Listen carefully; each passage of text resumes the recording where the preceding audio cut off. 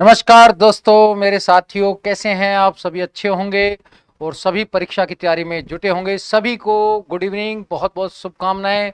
और अधिक से अधिक बच्चे जुड़े हैं और आज एक महत्वपूर्ण टॉपिक पर चर्चा करने जा रहे हैं, संसदीय वित्तीय प्रक्रिया।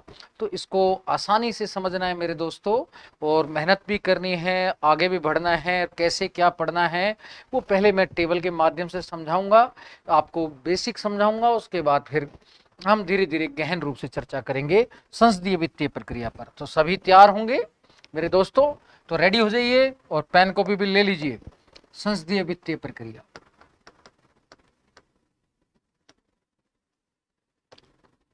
देखो, संसद में जो वित्तीय प्रक्रिया होती है किस प्रकार से अपनाई जाती है, मेनली बजट वगैरह कैसे प्रस्तुत किया जाता है, पूरा वो प्रक्रिया समझना है। मैंने धन विधेयक, वित्त विधेयक पर तो पहले भी चर्चा की है पिछली क्लास में, वो भी आपको समझ आया होगा। और आज हम स्पेशली वित्तीय प्रक्रिया पर चर्चा करेंगे। यहाँ से भी एक आध क्वेश्चन हमेशा आता है, तो साथियों आप लोग इसको ध्यान से रखना है। तो सबसे पहले तो क्या है कि बजट का प्रस्तुतिकरण है। सबसे पहला स्टेप होता है बजट का प्रस्तुतिकरण। इसे कौन करता है? वित्त मंत्री राष्ट्रपति की ओर से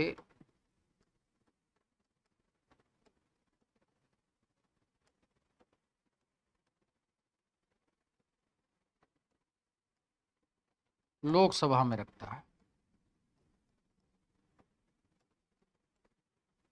अनुच्छेद कौन सा है? 112। ये आपको ध्यान में रखना। फिर बजट पर सामान्य चर्चा होती है। बजट पर सामान्य चर्चा, बजट पर सामान्य चर्चा के बाद फिर क्या चर्चा होती है? अनुदान की मांगों पर चर्चा। अगला स्टेप क्या है? अनुदान की मांगों पर चर्चा। तो चलिए साथियों देखते हैं। अगला स्टेप है अनुदान की मांगों पर चर्चा।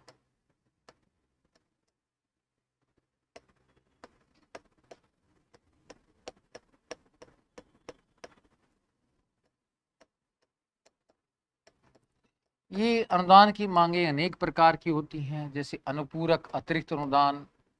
एक एक चर्चा करेंगे, लेकिन अभी सिर्फ नाम ही सुनेंगे तो आप बहुत होगा। अतिरिक्त अनुदान,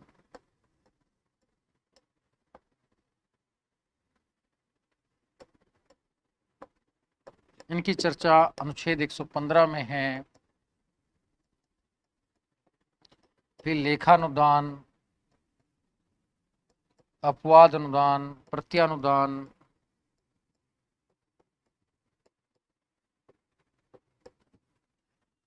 अपवाद अनुदान, इनकी चर्चा अनुच्छेद 116 में है। किसमें है? अनुच्छेद 116 में। चलिए, आपने इतना देखा, ये बात समझ आई आपको कि बेसिकली किसकी चर्चा किसमें है, तो ये भी आपको समझ आ जाना चाहिए। तो ये अनुदान की मांगों पर, ये बहुत सारी अनुदान की मांगे होती हैं। अगला कदम होता है इन पर चर्चा करना, सामान्य चर्चा के बाद। फिर अनुदान की मांगे कौन लेकर आता है? सत्ता पक्ष लेकर आता है, ये भी आपको ध्यान रखना चाहिए। सत्ता पक्ष या मंत्री लेकर आते हैं अनुदान की मांग, सत्ता पक्ष की ओर से रखी जाती है। फिर इसके बाद जो अगला कदम रहता है वो होता है कटौती प्रस्ताव।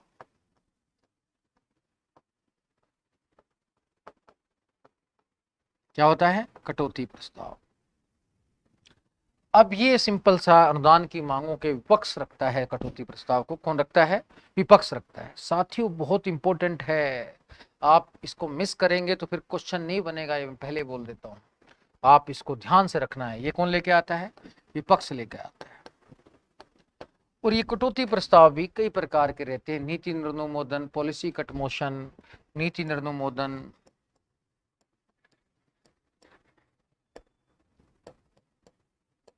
सांकेतिक और मितव्ययी, तीन प्रकार के होते हैं। और अंतिम स्टेप होता है गुलोटिन। गुलोटिन, अब ये जो है चरण आपको समझ आने चाहिए, स्टेप। पूरे समझ आ जाने चाहिए, क्योंकि अनेक बार बस स्टेप ही पूछा है कि संसदीय वित्तीय प्रक्रिया के क्या क्या स्टेप हैं। पहला स्टेप क्या है, बजट का प्रस्तुतिकरण। दूसरा स्टेप क्या है, चरण क्या है, बजट पर सामान्य चर्चा। तीसरा स्टेप क्या है, अनुदान की मांगों को रखना, ठीक है ना, ये अनुदान की मांगों पर चर्चा। अनुदान की मांगों में विपक्ष क्या लेके आता है, फिर कटौती प्रस्ताव। कटौती प्रस्ताव के बाद क्या होता है, गुलोटिन। गुलोटिन क्या होता है, मैं आपको धीरे धीरे करके सब बता देता हूं, आप तनाव नहीं लेना। सबसे पहले स्टेप पर चर्चा करते हैं, तो धीरे धीरे बेसिक समझने की कोशिश करना मेरे साथियों। अगर आपको बेसिक समझ आ गया तो ऊपर भवन बनाने में समय नहीं लगेगा। सबसे पहले जो वित्त मंत्री होता है, राष्ट्रपति की ओर से बजट को लोकसभा में रखता है अनुच्छेद 112 के तहत। उस पर फिर बजट पर सामान्य चर्चा होती है। क्या होती है, सामान्य चर्चा।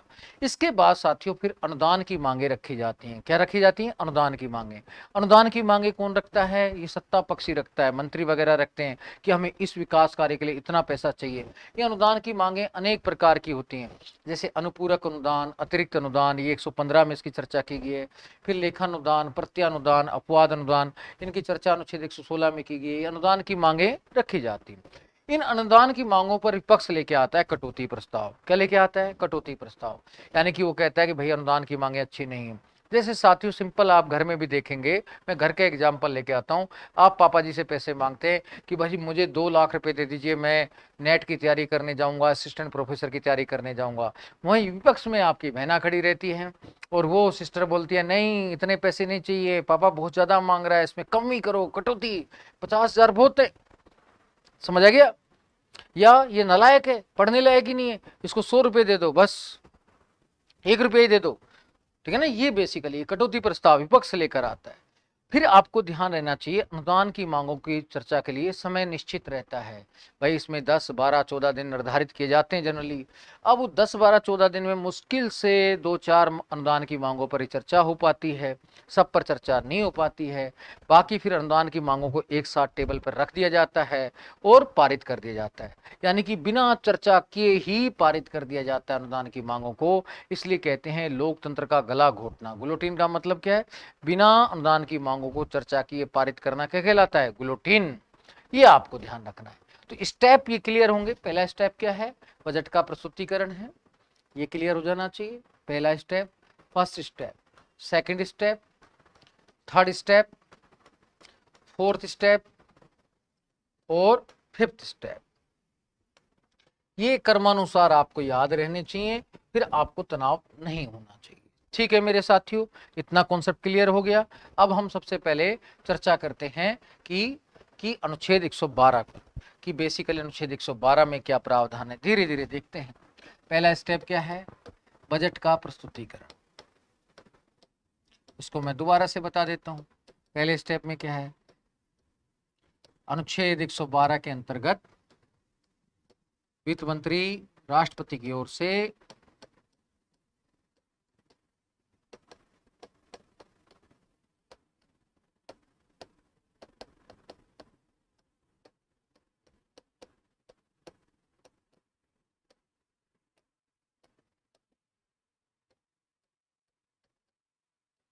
बजट कहां रखता है, लोकसभा में रखता है।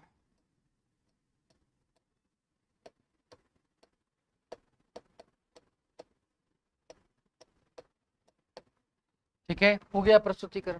फिर बजट पर क्या होती है, सामान्य चर्चा। सेकंड स्टेप, बजट पर सामान्य चर्चा।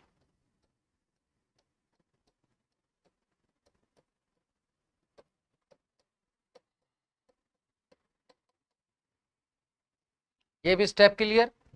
2 स्टेप हो गया, बजट पर सामान्य चर्चा होती है, सभी सदस्य सामान्य चर्चा करते हैं, पूरा बजट का क्या क्या रूल हैं, नीतियां कौन कौन सी हैं, किस पर कितना पैसा खर्च किया जाएगा, टैक्स सिस्टम क्या है, मोटी मोटी बातों पर चर्चा करते हैं। तो ये बजट पर सामान्य चर्चा। अब तीसरा मेन स्टेप है, सबसे महत्वपूर्ण स्टेप है, अनुदान की मांगों पर चर्चा।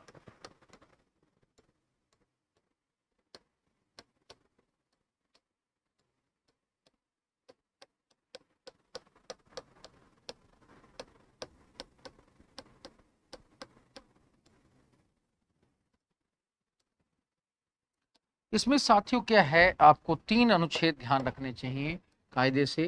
अनुच्छेद 114 में विनियोग विधेयक है, एक तरीके से धन विधेयक है। ये कोई धन विधेयक होता है, पैसे से संबंधित होता है, तो उस पर चर्चा।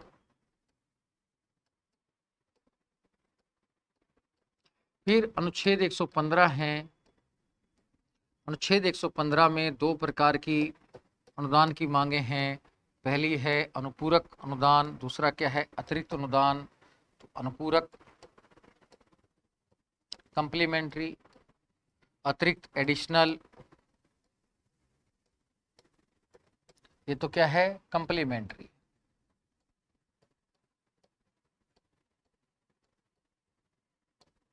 ये कैसी है, एडिशनल है। क्लियर है? मैंने अंग्रेजी भी लिख दी। अब पहले इसको समझना है, ये दोनों क्या है, अनुपूरक अनुदान क्या है, अतिरिक्त अनुदान क्या है। साथियों बस आपको काम करना है, ये ध्यान रखना है। अनुपूरक अनुदान कौन सी अनुदान की मांग होती है?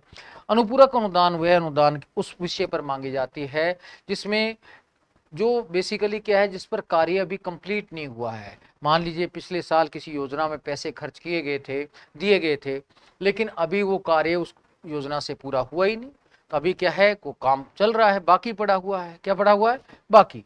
तो जैसे बेसिकली क्या है कि इसमें अभी कार्य अधूरा है। मान लीजिए कोई सड़क निर्माण के लिए पैसे लिए, ठीक है ना, लेकिन सड़क निर्माण का कार्य में 50 करोड़ रुपए दिए गए, 50 करोड़ से अभी सड़क बनी नहीं, आधी सड़क ही बनी। अब हमें और पैसा चाहिए, सरकार तभी काम कर सकती है।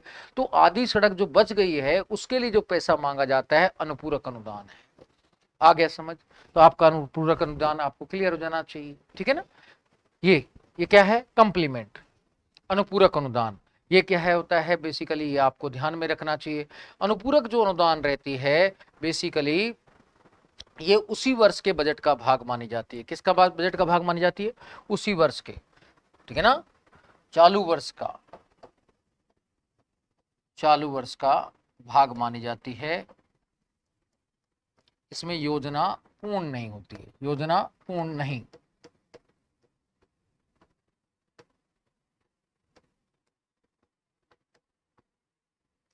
जैसे साथियों सिंपल है, अभी आप फर्स्ट ग्रेड की तैयारी कर रहे हैं, पापा जी से तय किया आपने फर्स्ट ग्रेड में 50,000 रुपये खर्च होंगे, लेकिन अब 50,000 रुपये खर्च हो गए, लेकिन फर्स्ट ग्रेड का पेपर अभी हुआ ही नहीं। अब आपको और पैसों की जरूरत है, तो पापा जी से फर्स्ट ग्रेड की तैयारी के लिए और पैसे मांगते हैं।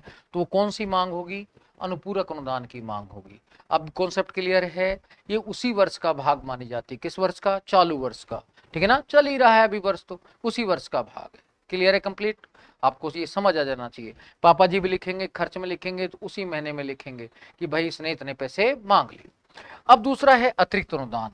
अतिरिक्त अनुदान में क्या होता है, इसमें योजना पूर्ण हो जाती है, योजना को कंप्लीट कर लिया जाता है इधर उधर से पैसे लगा के, दूसरी योजना के पैसे लगाकर इसमें किसी तरीके से योजना को पूर्ण कर लिया जाता है। क्या कर लिया जाता है? पूर्ण, ठीक है ना।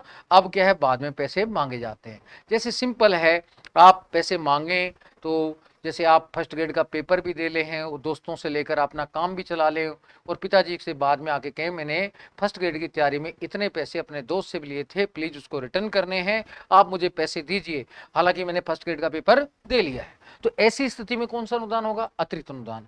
यानी कि भाई हमको लंबी सड़क निर्माण करनी थी, हमने दूसरी योजना के पैसे सड़क में लगा दिए और सड़क योजना को कंप्लीट कर दिया, लेकिन उसमें ज्यादा पैसे लगे हैं, लेने कहां से पड़ेंगे? भारत सरकार से संचित निधि से लेने पड़ेंगे। संचित निधि से पैसे लेने हैं तो संसद की अनुमति चाहिए। तो इसमें योजना क्या हो जाती है? पूर्ण हो जाती है, और इसलिए पिछले वर्ष वित्त वर्ष का भाग माना जाता है। किसका भाग माना जाता है? पिछले वित्त वर्ष का भाग माना जाता है। क्लियर है कॉन्सेप्ट? ये आपको ध्यान देना चाहिए कि अनुपूरक अनुदान क्या होती है कि बेसिकली अभी योजना पूर्ण नहीं हुई है और इसमें चालू वर्ष वित्त भाग का भाग माना जाता है, चालू वर्ष वित्तीय भाग का भाग माना जाता है, यानी कि चालू वित्तीय वर्ष का भाग माना जाता है। ये बात आपको क्लियर हो जानी चाहिए। दूसरा क्या है, अतिरिक्त अनुदान में क्या होता है, इसमें योजना पूर्ण कर ली जाती है, यानी कि कार्य कंप्लीट कर लिया जाता है इधर उधर से पैसा लगा के। अब इसे पिछले वर्ष वित्तीय वर्ष का भाग माना जाता है। किसका माना जाता है? पिछले वर्ष का। जैसे सिंपल है, आप मान लीजिए जयपुर आए और आपने फर्स्ट ग्रेड की तैयारी कोचिंग करने के लिए आए, पिताजी से कहा कि 40,000 रुपये कोचिंग में लगेंगे, यहाँ आके पता चला कि वो तो कई गुना पैसे लग गए, ठीक है ना।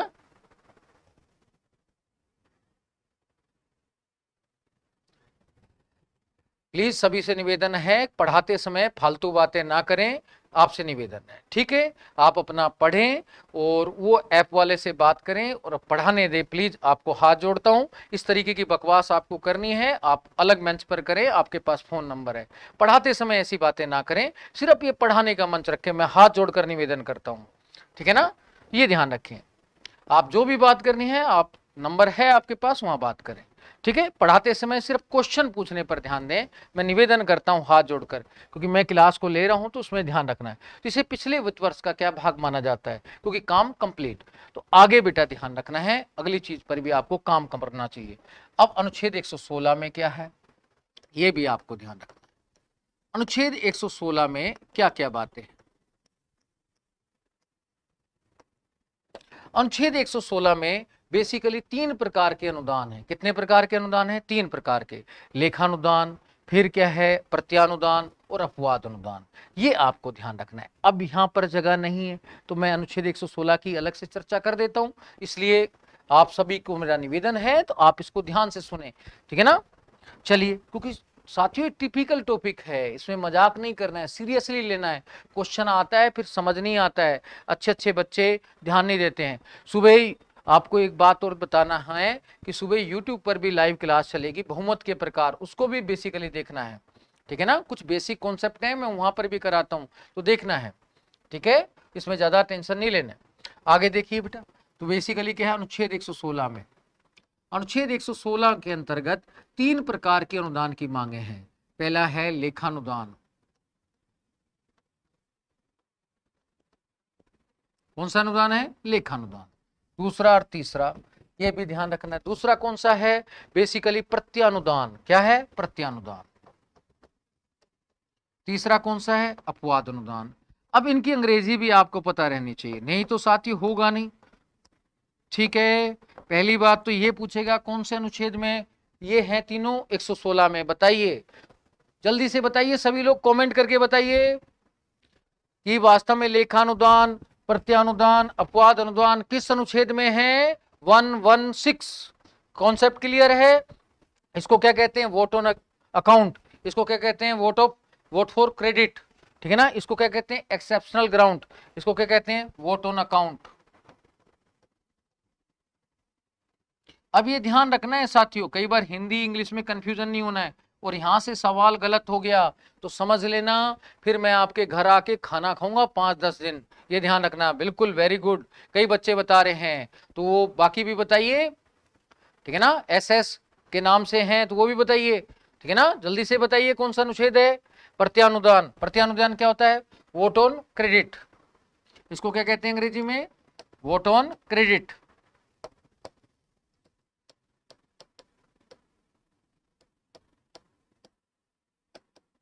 ठीक है। अपवाद अनुदान क्या होता है? Exceptional ground.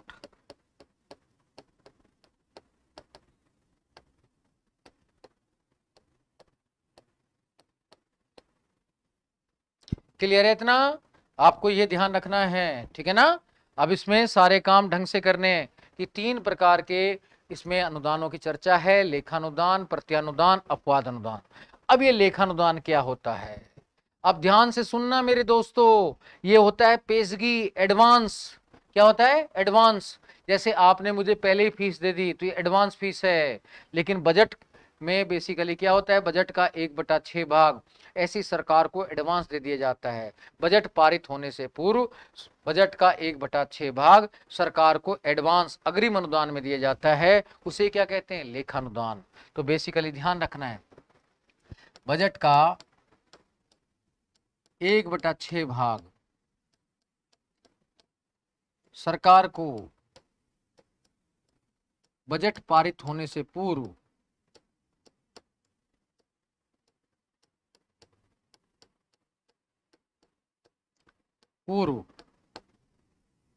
अग्रिम या पेशगी के रूप में दिया जाता है। अग्रिम, पेशगी। अब ये शब्द ध्यान रखने, पेशगी अनुदान भी कहते हैं, अग्रिम अनुदान भी कहते हैं, एडवांस भी कहते हैं, के रूप में दिया जाता है। उसको क्या कहते हैं? लेखानुदान। अब कॉन्सेप्ट क्लियर है? लेखानुदान क्या है? कि जब सरकार बजट रखती है तो बजट पारित करने में तो लंबा समय लगता है, 40-45 दिन लग जाते हैं। तो बजट पारित होने से पूर्व सरकार को कार्य करने के लिए बजट का 1/6 भाग एडवांस के रूप में दे दिया जाता है ताकि सरकार कार्य कर सके। इस लेखानुदान को अग्रिम पेशगी या एडवांस अनुदान भी कहते हैं। ये कॉन्सेप्ट क्लियर है, आपको समझ आ गया होगा। अगला ध्यान रखना है प्रत्यानुदान। प्रत्यानुदान की अंग्रेजी क्या बनती है? Vote on credit. अब ये क्या होता है भाई? ठीक है ना, इसमें इस प्रकार का सुरक्षा के ऐसे अनुदान जो सुरक्षा के लिए मांगे जाते हैं और जिनका विवरण देना संभव नहीं, ये सुरक्षा से संबंधित हैं। किस संबंधित हैं? सुरक्षा से। अंग्रेजी में क्या कहते हैं? Vote on credit. क्या कहते हैं? Vote on credit. ये सुरक्षा से संबंधित होते हैं और इनका विवरण देना संभव नहीं होता। ठीक है, इनका विवरण देना संभव नहीं होता क्योंकि सुरक्षा है। ये आपको ध्यान रखना है कि हमेशा खर्च होता रहता है। हमारे एजेंट जो हैं रोके विदेशों में जाते रहते हैं, वो अनावश्यक भी खर्च होता रहता है। कुछ ऐसी चीजें रहती हैं जो बताना संभव नहीं होता। जैसे एकता टाइगर में आपको ध्यान है होगा, सलमान खान वहां पे जाते हैं, रोके एजेंट होते हैं, तो वहां पर बहुत सारा पैसा खर्च करके आते हैं। अब उसका कैसे विवरण दें? वो सिर्फ अपने हेड को ही बता सकता है, उसमें संसद में चर्चा नहीं हो सकती है। इसलिए ऐसे जो अनुदान रहता है उसको क्या कहते हैं? प्रत्यानुदान। ये सुरक्षा से संबंधित रहता है और इसका विवरण देना संभव नहीं होता। अपवाद अनुदान, इसको अंग्रेजी में क्या कहते हैं? Exceptional grant. ये बेसिकली आपदा आदि से संबंधित रहता है। किस संबंधित रहता है? आपदा से संबंधित।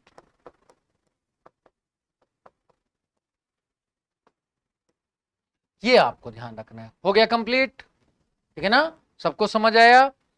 हो गया, इसमें आपको ध्यान में रखना है। ठीक है, तो ये बेटा सारी चीजें क्लियर होनी चाहिए। ठीक है ना, इसमें परेशान होने की जरूरत नहीं है, आपको ये सारा काम कंप्लीट हो जाना चाहिए। तो मैंने आपको अनुदान की मांगे 5 बताई थी।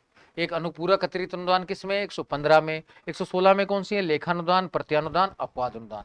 तो हमारा तीसरा स्टेज भी वित्तीय प्रक्रिया का कंप्लीट हो गया। पहला कौन सा था? बजट का प्रस्तुतिकरण। दूसरा स्टेज कौन सा था?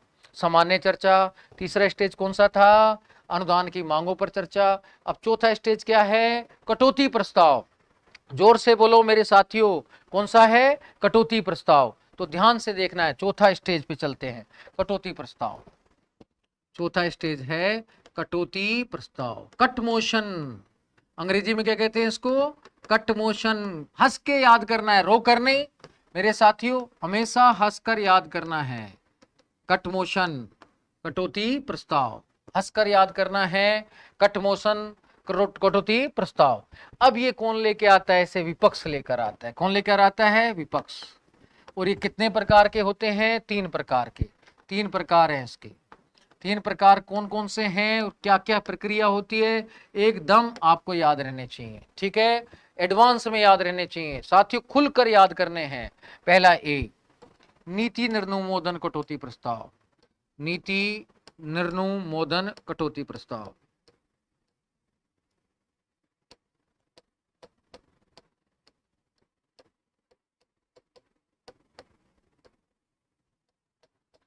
Policy cut motion.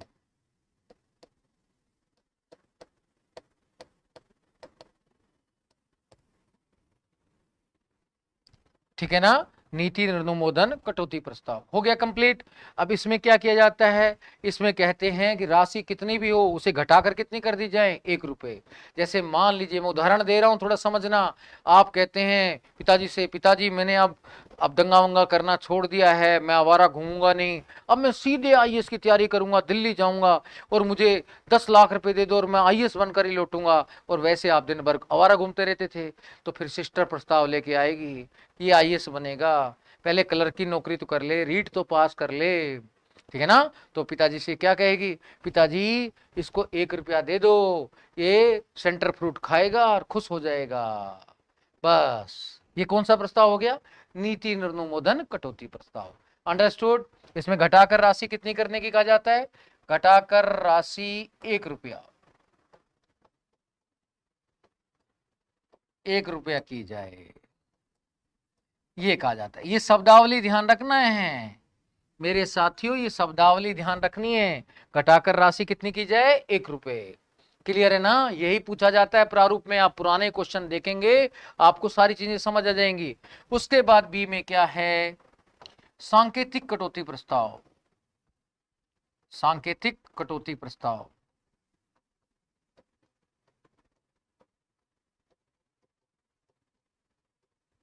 इसको अंग्रेजी में क्या कहते हैं? सिंबॉलिक कटौती प्रस्ताव। इसमें क्या किया जाता है? मात्र 100 रुपए कम करने के लिए, जैसे आप सिस्टर से तय कर लेते हैं, पिताजी के पास मैं जा रहा हूं, मेरा सपोर्ट कर देना, मैं तुझे भी कुछ दे दूंगा जो मुझे मिलेगा। तो फिर सिस्टर क्या करेगी? बस आपका समर्थन करना है पापा जी के सामने। आपने पिताजी से कहा, पिताजी मैं जा रहा हूँ तैयारी करने, मुझे 2 लाख रुपए चाहिए। तो सिस्टर क्या कहेगी? हाँ पिताजी बेचारा वैसे ही घूमता रहता है, इस बार दे दो 2 लाख रुपए इसको, इसको एक बार निर्णय करने दो, ठीक है ना। तो बस इतना बोलेगी, पिताजी बस 100 रुपए भगवान जी के लिए निकाल लेना। तो इसमें मात्र 100 रुपए कम करने के लिए किया जाता है, 100 रुपए कम करने के लिए।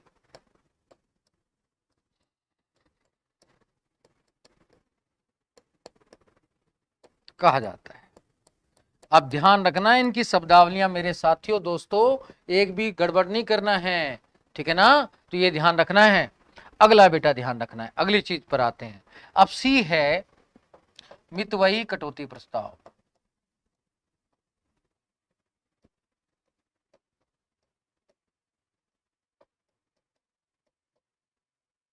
ठीक है ना। मितव्ययी में बेसिकली क्या है? प्रतिशत में राशि घटाने की बात की जाती है। किसमें? प्रतिशत में, ठीक है ना। तो ये बेटा सारी चीजें क्लियर होनी चाहिए। क्या कि कटौती प्रस्ताव क्या है, कौन लेके आता है? विपक्ष लेके आता है। कितने प्रकार के होते हैं? 3 प्रकार के। नीति अनुमोदन कटौती प्रस्ताव, जिसे पॉलिसी कट मोशन कहते हैं, इसमें क्या किया जाता है? घटाकर राशि 1 रुपये करने के लिए किया जाता है। बी सांकेतिक कटौती प्रस्ताव, इसमें मात्र 100 रुपये कम करने के लिए कहा जाता है। तीसरा मितव्ययी कटौती प्रस्ताव, इसमें प्रतिशत में राशि घटाने की बात की जाती है। हो गया कॉन्सेप्ट क्लियर आप सभी का? ठीक है ना। आगे चलें, यस नो कमेंट तो करो, कुछ भी नहीं बोलते हैं, बस बैठे रहते हैं। इसमें पूरा कमेंट करना चाहिए, सारे काम करने चाहिए। तो थोड़ा फुर्ती लाओ। कहाँ से? ऐसे बस इधर उधर की बातें नहीं, याद करके। अब पुराने पेपर भी बताऊंगा मैं आपको, तो आप लोग ना लगता है कि इनडायरेक्ट हैं तो बस टीचर की बात ही नहीं मानेंगे आप, ठीक है ना। अब सबको मैं फोन किया करूंगा तो आपको परेशान करूंगा लास्ट में पेपर तक, तो ये ध्यान रखना है। तो मितव्ययी कटौती प्रस्ताव समझ आ गया तीनों? आगे ध्यान रखना है। अब ये कटौती प्रस्ताव कैसे प्रस्ताव है, इस पर चर्चा करते हैं। चलिए, नोट करके ध्यान रखना है। कहते हैं कटौती प्रस्ताव सहायक प्रस्ताव है। कैसे प्रस्ताव है? कटौती प्रस्ताव सहायक प्रस्ताव है।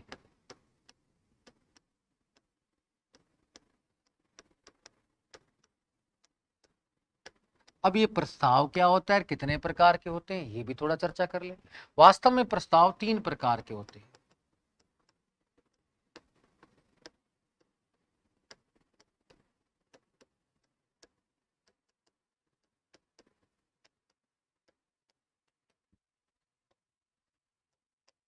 ए मूल प्रस्ताव,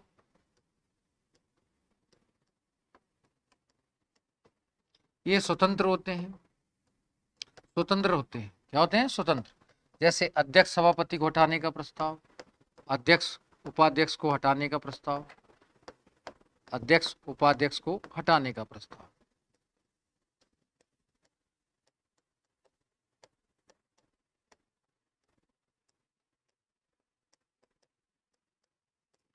फिर है सहायक प्रस्ताव।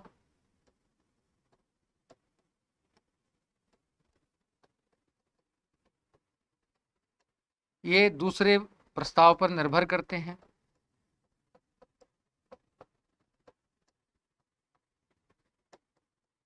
जैसे कटौती प्रस्ताव, उदाहरण क्या है? कटौती प्रस्ताव।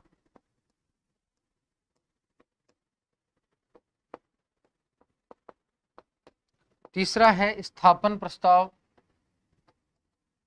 सब्स्टिट्यूट प्रस्ताव, सब्स्टिट्यूट कहते हैं अंग्रेजी में।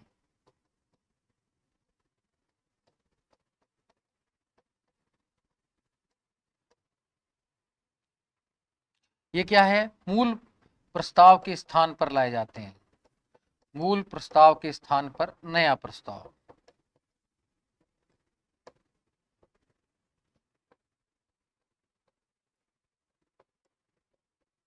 ठीक है, मूल प्रस्ताव के स्थान पर क्या है? नया प्रस्ताव। ये बात आपको ध्यान रखनी है, ठीक है ना। इतना समझ आ गया होगा मेरे साथियों।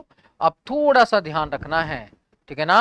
तो आप बड़े अच्छे हैं, बड़े इंटेलिजेंट हैं, अद्भुत योग्यता रखते हैं और सारे अच्छे हैं। लेकिन कुछ बच्चे कमेंट नहीं कर रहे हैं, मैं बोल रहा हूं लेकिन कमेंट नहीं, बस बोल रहे हैं। मुझे पता तो चले कौन कौन क्लास ले रहा है और कौन नहीं ले रहा है, उनको फोन तो कर सकूं। मेरे साथियों कुछ तो बताओ, सब अपना अपना नाम ही लिख दो एक एक बार, ठीक है ना। कुछ ने लिखा है, कुछ नहीं लिख रहे हैं, तो ठीक है नाम लिखिए एक बार सब अपना अपना। देखिए कौन कौन नाम लिखता है अपना। सबसे निवेदन करता हूं नाम लिखें, ठीक है ना। मैं आपका बड़ा भाई भी माने, पिता के तुल्य माने, वो आपकी इच्छा करे। अब डांटना मेरा अधिकार है, डांटूंगा मैं, ये बात ध्यान रख लेना, क्योंकि डांटूंगा नहीं तो आगे कैसे बढ़ेंगे। टीचर का काम ही डांटना रहता है, ठीक है ना, ये बात ध्यान रख लेना। टीचर का काम क्या रहता है? डांटना रहता है, कमियां निकालना। वेरी गुड, ठीक है ना। काफी बच्चों ने नाम बताया, तो ये तीनों ध्यान रखना है। और भी बाकी कहाँ है? और बोल ही नहीं रहे हैं लगता है। एक बच्ची वो एसएस करके गायब हो गई है, इमरत सिंह गुर्जर, वेरी गुड इमरत सिंह जी। वो संगीता बच्ची नहीं है, गणेश ढाका, वेरी गुड गणेश जी। सबको गुड इवनिंग। और बताइए, महेंद्र दहाल तो आगे हैं पहले, दहाल जी तो वैसे। मेघा राम चौधरी जी भी वेरी गुड। वो संगीता बच्ची कहाँ गई? गायब हो गई, बस उसको यही बोलना था आईसीटी की क्लास वाला। अब बोलो ना जल्दी, संगीता बच्ची कहाँ है? नहीं दिखाई नहीं दे रही है, कमेंट कीजिए, ठीक है ना। नहीं बोलेंगे अब फिर मैं फोन ही करना पड़ेगा लगता है, ये ध्यान रखना है। ओके, अब आगे चलते हैं। देखो साथियों, अब आगे चलते हैं, इसमें अगला स्टेज, ठीक है ना। अगला स्टेज भी क्लियर होगा आपको, वो भी ध्यान से रखना है, ठीक है। देखो साथियों, ये आपने सारे लिख लिए। इसके बाद अगला स्टेज क्या है? जो कटौती प्रस्ताव के बाद क्या था? गुलोटिन। क्या था? गुलोटिन। अब चलते हैं गुलोटिन पर। लास्ट स्टेज है गुलोटिन। पहला कौन सा स्टेज देखा हमने? बजट का प्रस्तुतिकरण। दूसरा स्टेज क्या था? ठीक है ना, दूसरा स्टेज जल्दी से बताओ, बजट पर सामान्य चर्चा। तीसरा अनुदान की मांगों पर चर्चा। चौथा कटौती प्रस्ताव। और पांचवा वाला स्टेज क्या था? गुलोटिन। अब गुलोटिन क्या होता है? अनुदान की मांगों पर समय निश्चित रहता है। अनुदान की मांगों पर चर्चा के लिए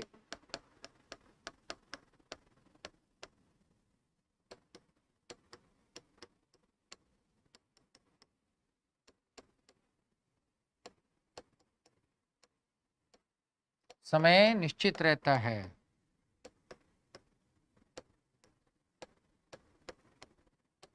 समय क्या रहता है? निश्चित। समय क्या रहता है? निश्चित रहता है, ठीक है ना।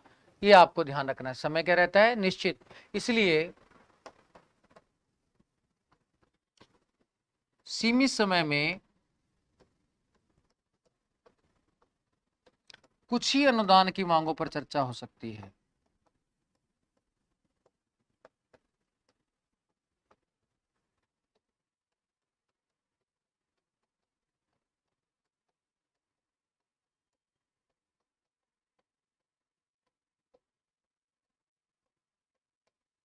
कुछ ही अनुदान की मांगों पर चर्चा हो सकती है। इसलिए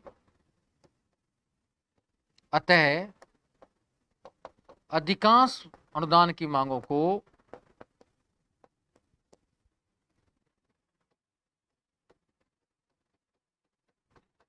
बिना चर्चा किए मतदान के लिए रख दिया जाता है।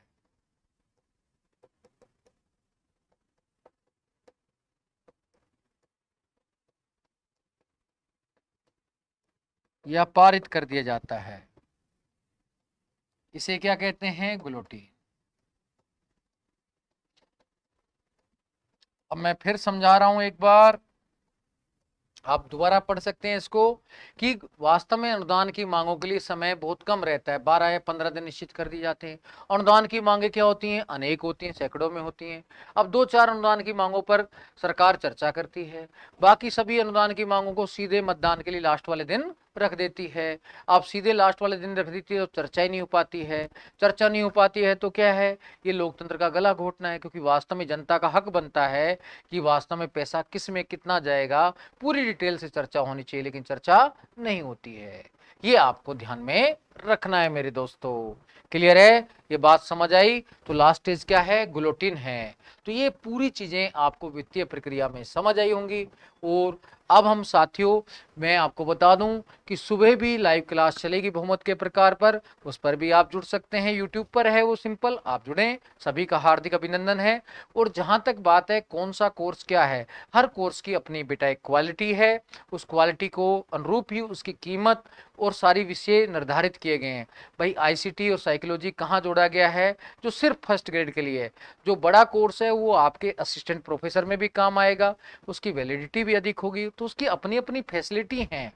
हर कोर्स की एक मर्यादा और गुणवत्ता है। और आप जिसमें जुड़ रहे हैं उसमें लाइव क्लास है, लेकिन उसमें लाइव क्लास नहीं है। तो हर की अपनी गुणवत्ता है, तो उस बात को समझें। तो आप ये ना बोलें, हाँ ये जरूर है साइकोलॉजी आईसीटी का जो कोर्स रहेगा, जो बच्चे नहीं ले पाए तो उनके लिए बहुत कम फीस पे अवेलेबल करा दिया जाएगा जब अलग से लॉन्च होगा। ये मैं आपको आश्वासन दे दूंगा कि बहुत कम फीस में आपको दिया जाएगा। ठीक है साथियों, इसी के साथ इस क्लास में विदाई चाहता हूँ और सुबह 8 बजे फिर मिलते हैं, लेकिन यूट्यूब पर। धन्यवाद दोस्तों। जय हिंद, जय भारत।